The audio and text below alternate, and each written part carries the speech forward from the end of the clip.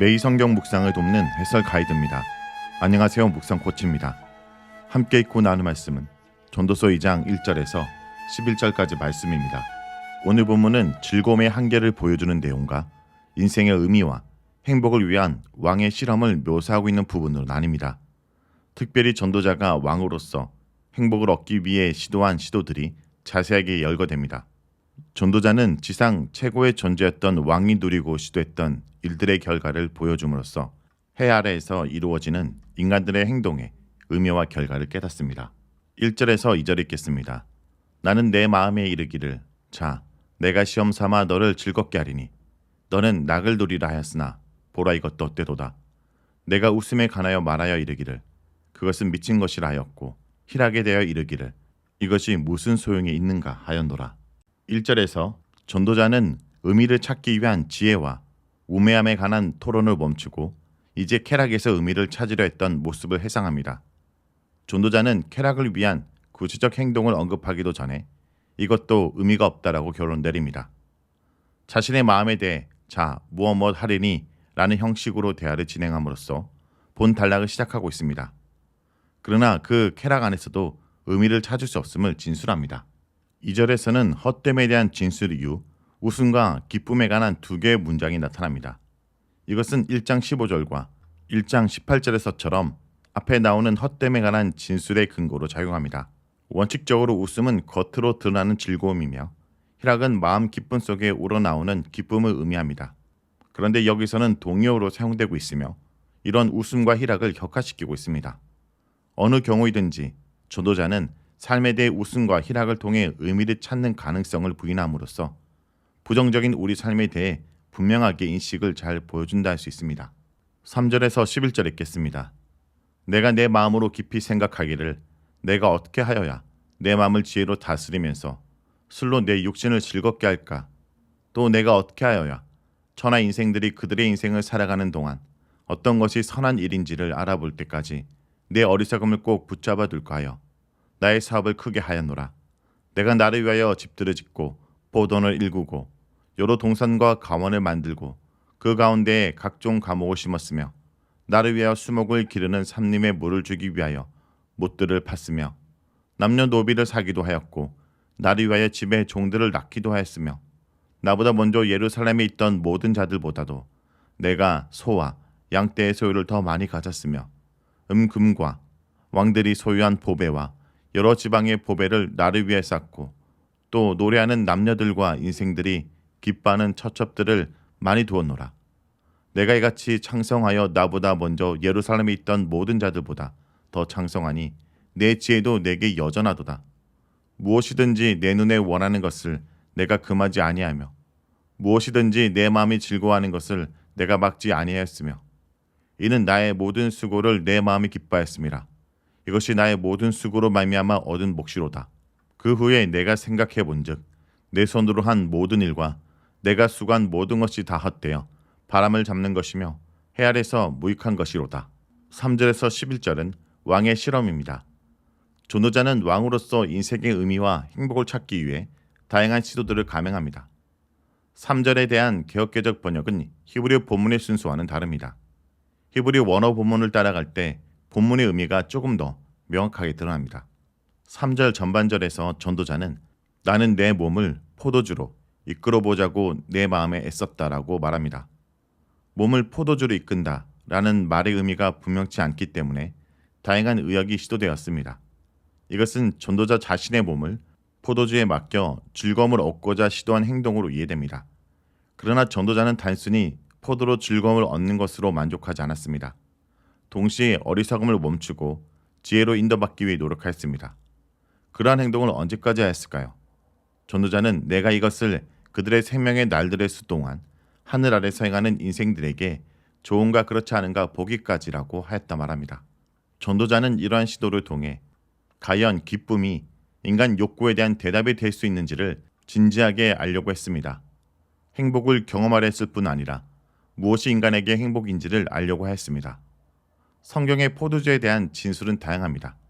기쁨과 하나님의 복주심의 상징으로 나타나기도 하고 분별력이나 사회 질서를 파괴함으로 비판과 경계의 대상이 되기도 합니다. 무엇보다 전도자가 포도주에 몸을 맡긴 것은 쾌락을 통해 삶의 의미를 찾으려고 실험했기에 최대한 강도를 높여 술을 경험함으로써 의미를 찾으려고 한 것으로 보입니다.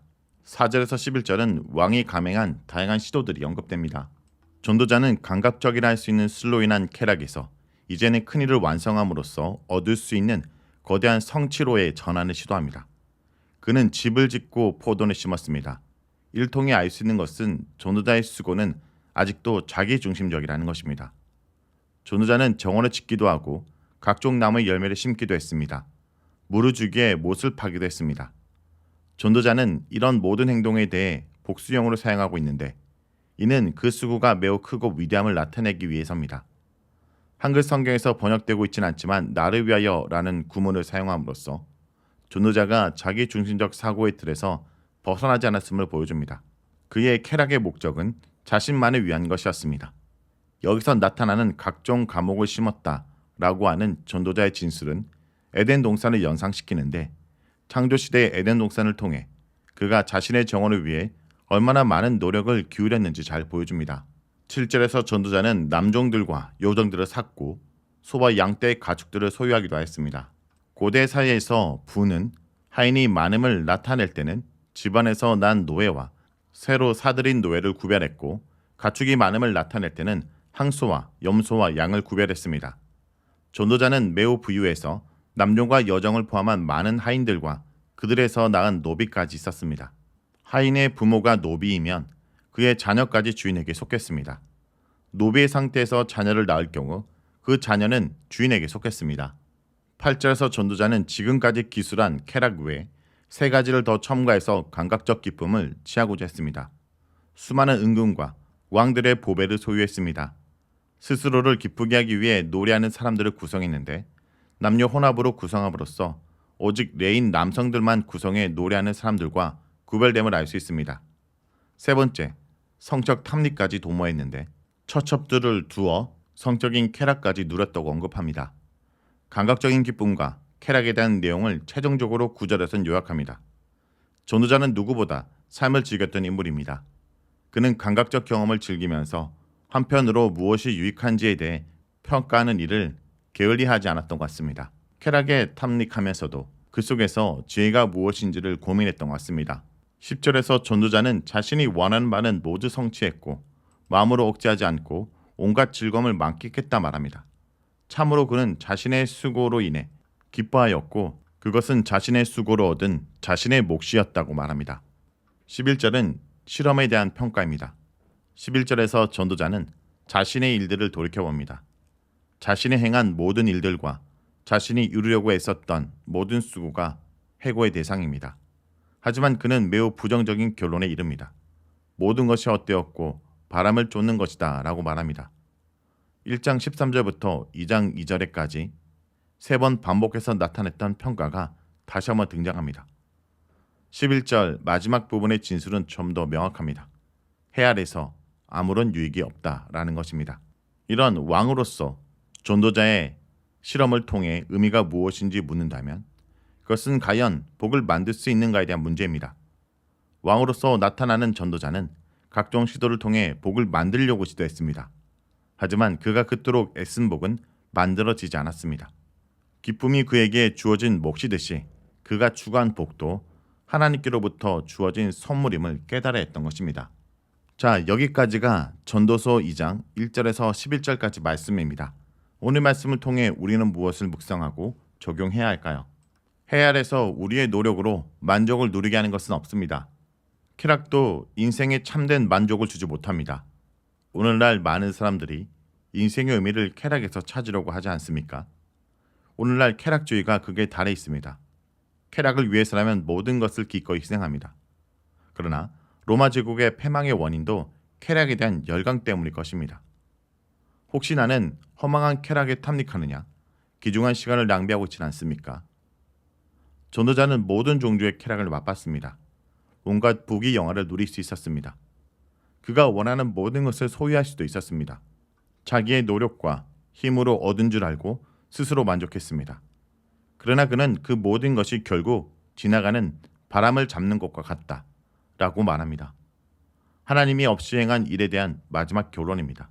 성도 여러분, 오늘도 하나님이 없이 해 아래서 누리는 그 어떤 쾌락과 기쁨도 나를 만족시켜 주지 못한다는 것을 잊지 않길 기도합니다.